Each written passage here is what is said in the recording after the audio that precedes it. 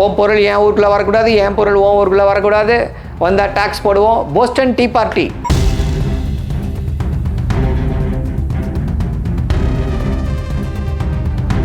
அந்த டிப்ரெஷன் வந்ததுனால தான் அது உலகப் போருக்கே வழிவகுத்தது, இரண்டாம் உலகப் போருக்கே வழிவகுத்தது.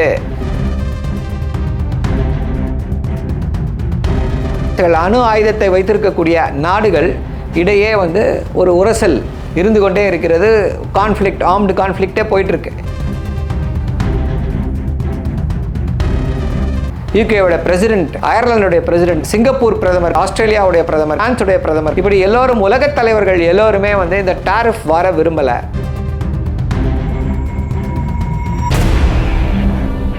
அனைவருக்கும் வணக்கம்.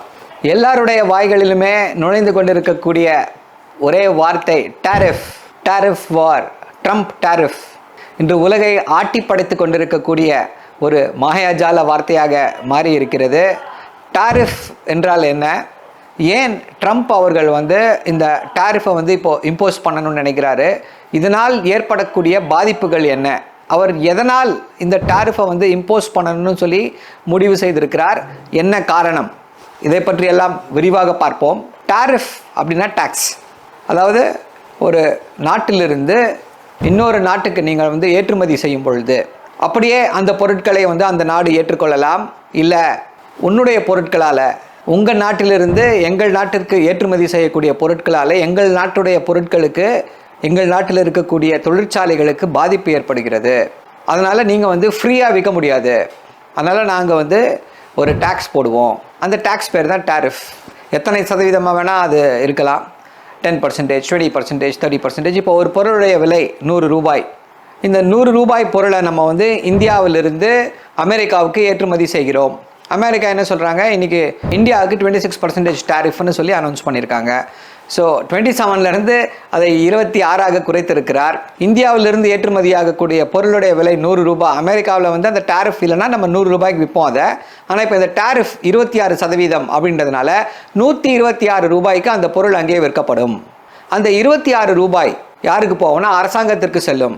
ஸோ அமெரிக்கா அரசாங்கம் இந்த டாரிஃப்களால் கண்டிப்பாக ஒரு பெரிய பணத்தை அவர்களால் சம்பாதிக்க முடியும். ஸோ இதனால் இந்த டாரிஃபை இவர்கள் இம்போஸ் செய்கிறாங்க. முக்கியமான காரணம் என்ன அப்படின்னா, அமெரிக்காவில் இருக்கக்கூடிய பிரச்சனை இப்போ இல்லை, ஒரு 20-25 வருடங்களாக இது ஒரு லெகசி இஷ்யூ என்று சொல்லலாம். என்ன பிரச்சனை அப்படின்னா, அமெரிக்காவில் இருக்கக்கூடிய கம்பெனிகள் எல்லாமே மூடப்படுகிறது. எந்த கம்பெனிகள்னா, manufacturing industries, car manufacturing, shoe manufacturing, electronic manufacturing, இப்படி எல்லா விஷயங்களுமே அங்கே மூடு விழா நடத்தப்படுகிறது அமெரிக்காவில். என்ன காரணம் அப்படின்னா, ப்ராஃபிட்டபிலிட்டி குறையுதாங்க. அங்கே லேபர் ஜாஸ்தி. நீங்கள் ஒரு இண்டஸ்ட்ரியை ஆரம்பிக்கணும் அப்படின்னா முக்கியமான ஒரு கூறாக என்ன இருக்கும் அங்கன்னா லேபர். மினிமம் வேஜஸ் ரொம்ப ஸ்ட்ராங்காக இருக்கும் அங்கே அமெரிக்காவில்.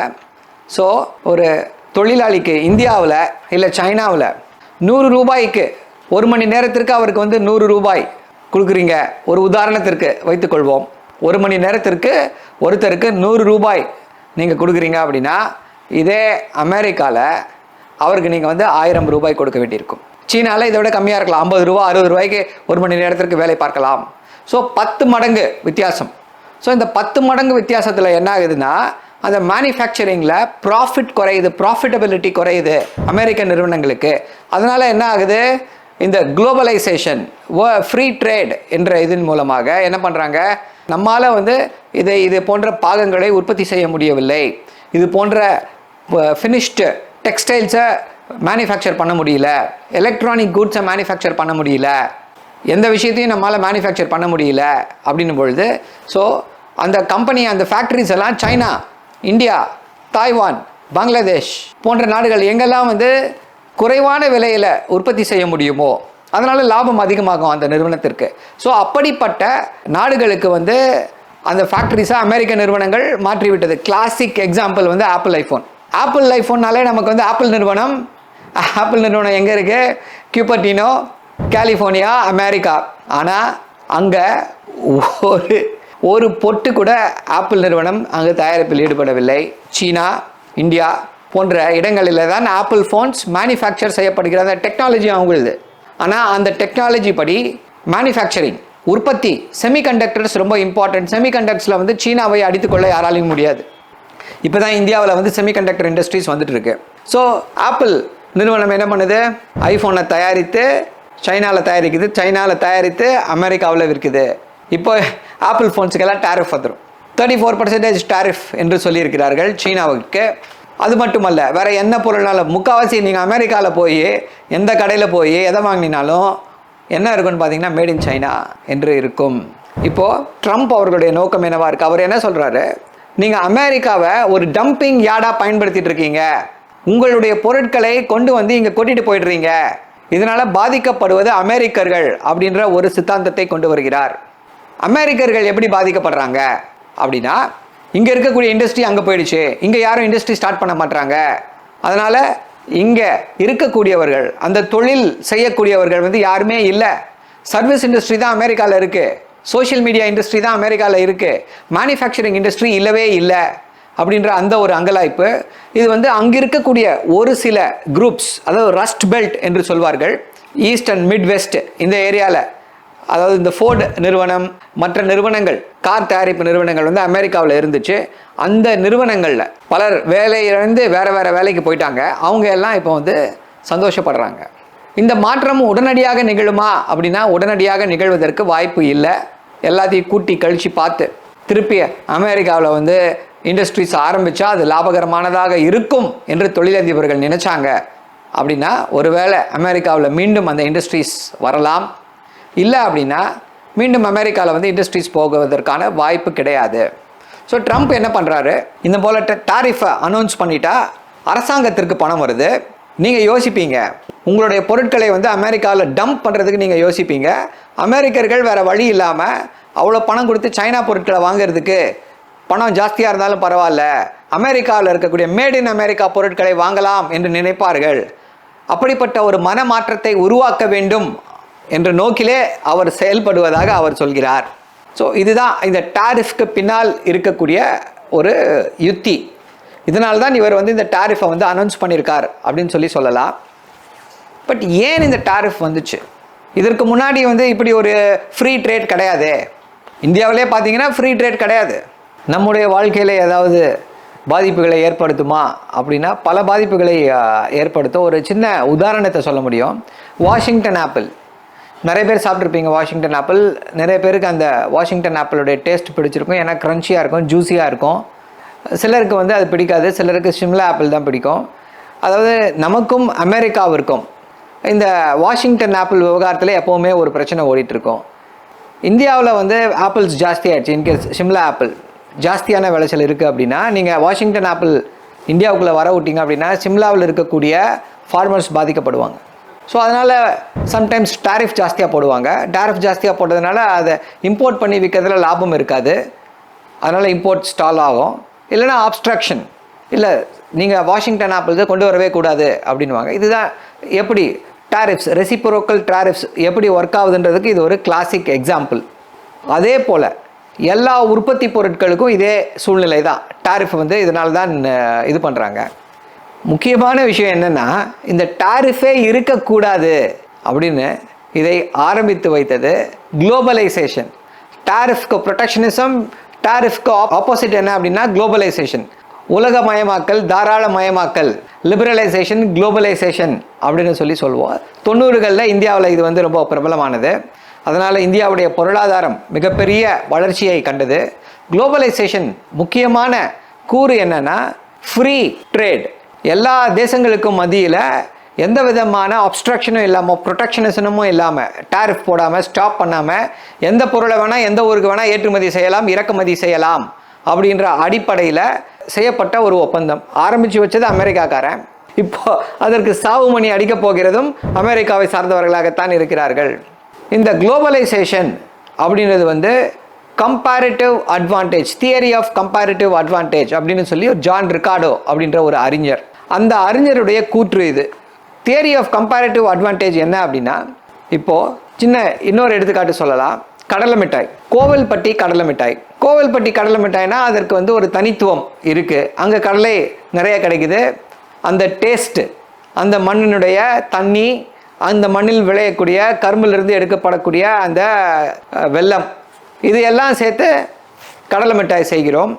அந்த கடலை மிட்டாயுடைய சுவை சென்னையில் செய்தால் கிடைக்குமானா கண்டிப்பாக கிடைக்காது.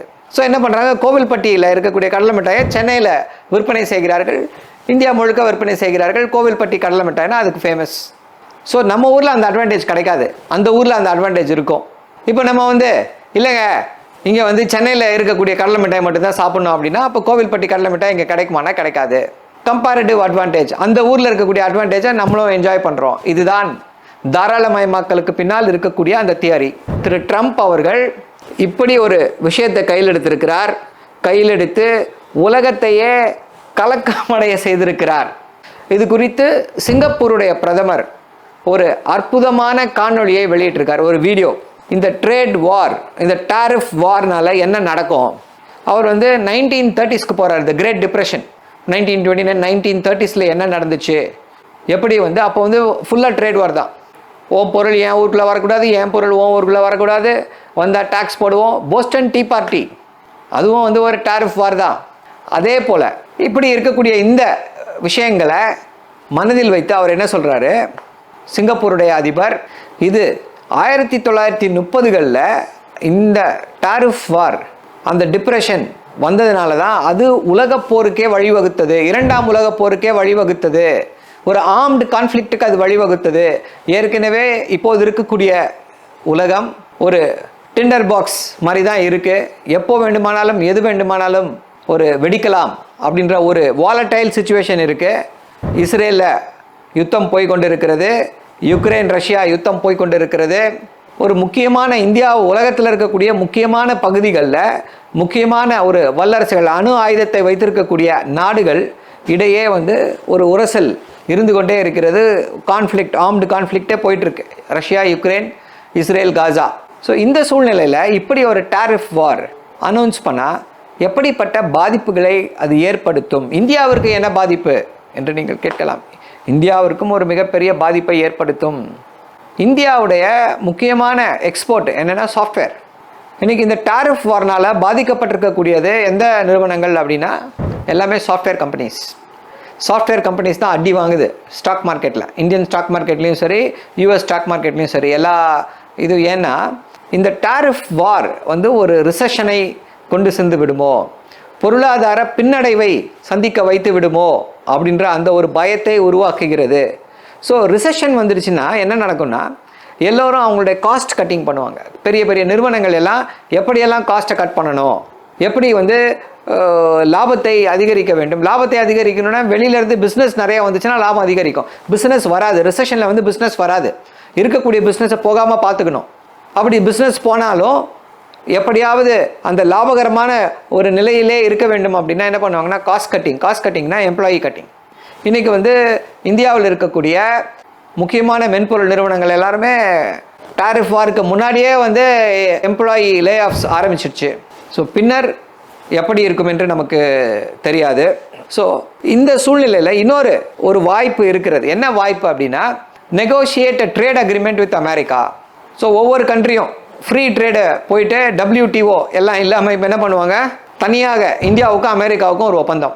இப்போ அமெரிக்காவிலேருந்து நான் உனக்கு ஆப்பிள் அனுப்புகிறேன், உனக்கு போர்பான் விஸ்கி அனுப்புகிறேன், உனக்கு ஹார்லி டேவிட்சன் பைக் அனுப்புகிறேன், உனக்கு டெஸ்லா கார் அனுப்புகிறேன், அந்த காருக்கெலாம் நீ டேக்ஸ் போடாத, நான் இங்கே இருக்கக்கூடிய பொருட்களுக்கு டேக்ஸ் போட மாட்டேன் அப்படின்ற ஒரு அக்ரிமெண்ட்டு போடலாம். ஆனால் அது எந்த சூழ்நிலை, ஏற்கனவே யூகேவும் யூஎஸும் இப்படிப்பட்ட ஒரு பைலாட்ரல் அக்ரிமெண்ட் எப்படி செய்து கொள்வது அப்படின்றத பற்றி பேசி கொண்டிருக்கிறார்கள் என்ற தகவல்கள் வந்து கொண்டிருக்கிறது. இன்னொரு முக்கியமான விஷயம் என்னென்னா உலகத் தலைவர்கள் எல்லாருமே இதை கண்டித்திருக்கிறார்கள். யூகேவோட பிரசிடென்ட் இதை கண்டித்திருக்கிறார், அயர்லாந்துடைய பிரசிடென்ட் கண்டித்திருக்கிறார், சவுத் கொரியாவோட பிரைம் மினிஸ்டர் இதை கண்டித்திருக்கிறார், சிங்கப்பூர் பிரதமர் கண்டித்திருக்கிறார், ஆஸ்திரேலியாவுடைய பிரதமர் கண்டித்திருக்கிறார், பிரான்ஸுடைய பிரதமர் கண்டித்திருக்கிறார். இப்படி எல்லோரும் உலகத் தலைவர்கள் எல்லோருமே இந்த டாரிஃப் வார விரும்பலை. நன்றாக தானே போயிட்டுருக்கு, இதில் ஏன் ஒரு குழப்பத்தை உருவாக்குறீங்க, ஒரு குழப்பத்தை கொண்டு வரீங்க என்று ட்ரம்ப் அவர்களை நோக்கி இந்த கேள்விகளை எழுப்பி கொண்டிருக்கிறார்கள். ட்ரம்ப் அவர்கள் எப்படி செயல்படுவார், எப்படி ரியாக்ட் பண்ணுவார்னே தெரியல. அதற்குள்ள பல வதந்திகள் வந்து கொண்டிருக்கிறது. அதாவது ட்ரம்ப் அவர்கள் ஒரு 90 day பாஸ், இம்மீடியட்டாக எஃபெக்ட்டுக்கு வராமல் 90 days there will be a pause for commencement of this tariff அப்படின்னு சொல்லி ஒரு தகவல்கள் வந்துட்டு இருக்கு. அது எந்த அளவுக்கு உண்மை, அது மாதிரி செய்வார்களா என்று தெரியவில்லை. சீனா என்ன பண்ணிட்டாங்க, சீனாக்காரன் என்ன பண்ணிட்டான்னா ரெசிப்ரோக்கல் டாரிஃப், நீ எனக்கு டாரிஃப் போடுறியா, உன் நாட்டிலேருந்து வரக்கூடிய பொருட்களுக்கு நான் டாரிஃப் போடுறேன் அப்படின்னு சொல்லி உலகத்தில் இருக்கக்கூடிய பொருளாதார வல்லுநர்கள்லாம் என்ன சொல்கிறாங்க, இந்த free trade agreements, free trade and WTOவில் மிக மிக பலனடைந்த நாடு எதுன்னு பார்த்தா சீனா தான். இப்போ சீனாக்காரன் வந்து அமெரிக்காவுக்கு பொருளை சப்ளை பண்ணிக்கிட்டு நமக்கே ஆட்டம் காமிக்கிறான், நம்ம பணத்தை வாங்கி நமக்கே ஆட்டம் காமிக்கிறான், அதை விடக்கூடாது அப்படின்ற அந்த ஒரு கருத்து நிலவி கொண்டு இருக்கிறது. ட்ரம்ப் அவர்கள் வந்து என்ன நினைக்கிறார் அப்படின்னா, ஈக்குவலாக இருக்கணும்னு நினைக்கிறார், இல்லை கம்மியாக இருக்கணும். அதாவது 1000 ரூபாய்க்கு வந்து அமெரிக்காவிலிருந்து இந்தியாவுக்கு பொருள்களை ஏற்றுமதி செய்கிறார்கள் அப்படின்னா இந்தியாவிலிருந்தும் 1000 ரூபாய்க்கான பொருட்கள் தான் ஏற்றுமதி ஆகணும். இந்தியாவிலிருந்து 2000 ரூபாய்க்கு பொருட்கள் ஏற்றுமதி ஆச்சு, அப்போ என்னன்னா அது டெபிசிட் ஆகிடுது. அமெரிக்காவுக்கு டெபிசிட், இந்தியாவுக்கு வந்து எக்ஸ்போர்ட் சர்ப்ளஸ், 1000 ரூபாய் ஜாஸ்தியாக நம்ம இது பண்ணுறோம். அவர் என்ன நினைக்கிறாரு, இது மாதிரி ஜாஸ்தியாக போச்சு அப்படின்னா அதுக்கெல்லாம் நான் வரி போடுறேன், எந்தெந்த நாடுகள் வந்து அது மாதிரி ஜாஸ்தியாக இருக்கோ அந்த நாடுகளுக்கெல்லாம் நான் வரி போடுகிறேன் அப்படின்னு சொல்லி ஒரு without any rational basis, only based on this export import surplus வரியை போட்டுட்ருக்காரு. சின்ன சின்ன நாடுகளுக்கெல்லாம் 200% டாரிஃப். ஏன்னு பார்த்தீங்கன்னா அந்த நாடுகள்லாம் வந்து எதுவுமே அமெரிக்காவில் வந்து எதையுமே இறக்குமதி பண்ணல, ஆனால் அங்கே இருக்கக்கூடிய சின்ன சின்ன விஷயங்கள், அந்த ஊரில் இருக்கக்கூடிய அமெரிக்க நாடுகள், ஆப்பிரிக்க நாடுகள் வைரங்கள், தங்கம், சில மினரல்ஸ் இதெல்லாம் எக்ஸ்போர்ட் பண்ணுறாங்க. அதனால் அவங்களுக்கு வந்து ட்ரேட் பேலன்ஸே இருக்காது அமெரிக்காவுக்கும் அந்த சிறு சிறு நாடுகளுக்கும். வெறும் இந்த சிறு நாடுகள் அமெரிக்காவுக்கு மட்டும்தான் ஏற்றுமதி செய்கிறார்கள், அமெரிக்காவிலிருந்து எதையுமே இறக்குமதி செய்யலை. ஸோ அப்படிப்பட்டவர்களுக்கெல்லாம் 70% 80% அளவுக்குலாம் போயிட்டு இருக்குது டாரிஃப். உலகத்தையே இப்பொழுது கலகலக்க வைத்திருக்கக்கூடியது ட்ரம்ப் டாரிஃப் வார். என்ன நடக்கப் போகிறது, என்னென்ன கூத்துக்கள் அரங்கேற போகிறது, பொறுத்திருந்து பார்ப்போம். நன்றி, வணக்கம்.